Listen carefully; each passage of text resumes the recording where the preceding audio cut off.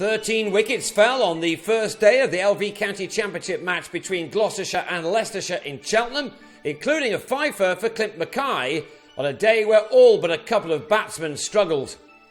After winning the toss, the visitors struck in the third over. The out-of-form Chris Dent legged before to Mackay for 5. The Australian made a fine start to this match in conditions that were ideal for bowling in, as Michael Klinger was soon discovering. Mackay had a second wicket in his 5th over, Will Tavare nicking him behind after making half of the 30 runs on the scoreboard.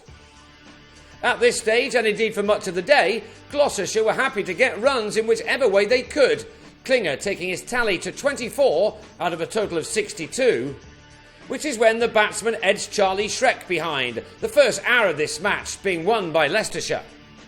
So it was left to Gareth Roderick and Ian Cobain to try to resolve a tricky situation, and they were able to add 35 runs for the 4th wicket either side of lunch. Cobain had made only 5 of those in more than an hour at the crease, but then he was taken by Angus Robson off Ben Rain, the latest seamer to enjoy these conditions. Gloucestershire came into this match on the back of a brilliant win over Northamptonshire to start the Cheltenham Festival last week. Batting hadn't been easy on that occasion either, but here Roderick showed his worth by getting to a 50 off 117 balls. But by then he'd also lost Benny Howell and Kieran Nima Barnett at the other end, which brought in Jack Taylor, the man who really altered that match with Northants. He smashed a remarkable 156 off 125 balls to turn that game on its head. Naturally, now filled with confidence, he was soon playing some more shots here. He and Roderick had carried the score up to 159 when the latter half drove back to Shrek to go for 61, an innings which stood out from the rest on this day. Taylor, unsurprisingly, couldn't match his heroics of last week, and on 28 he gave Shrek his 3rd wicket, drilling a shot to Matt Boyce in the covers.